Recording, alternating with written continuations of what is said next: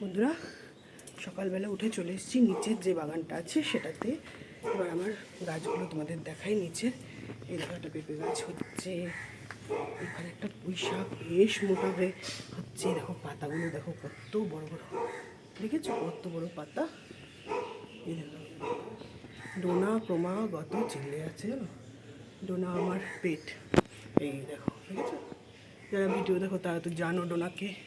আর দেখো আমার একটা তুলসী গাছ হয়েছে, এটাও দেখো।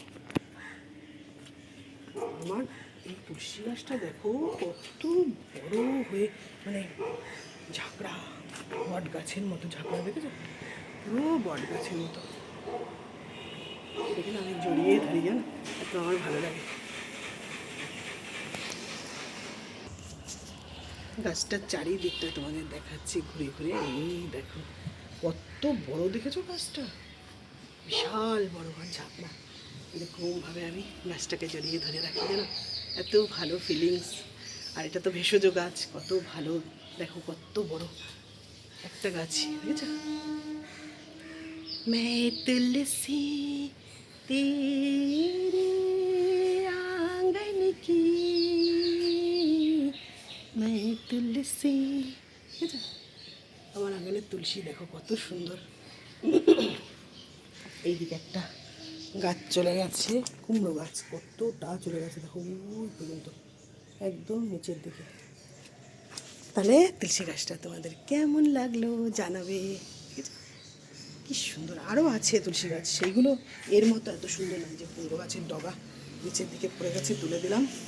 আরও তুলসী আছে তোমাদের দেখাচ্ছি, সেটা এর মতন না। এটা যা সুন্দর সুন্দর একটা গাছ। এই দেখো একটা আরও আছে, এটা 4টে না 5টা গাছ আছে, দেখো এগুলো অত সুন্দর না, তার মতো ঝাঁকড়া না। এই দেখো, ঠিক আছে কি সুন্দর।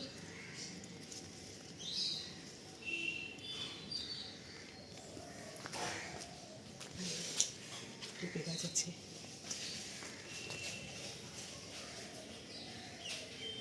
ডাঁটা গাছ আছে, নোটে অনেক গাছ আছে। তাহলে বন্ধুরা তুলসী গাছটা দেখালাম, তোমাদের কেমন লাগলো জানাবে।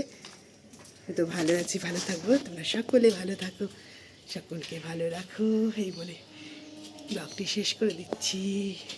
টাটা।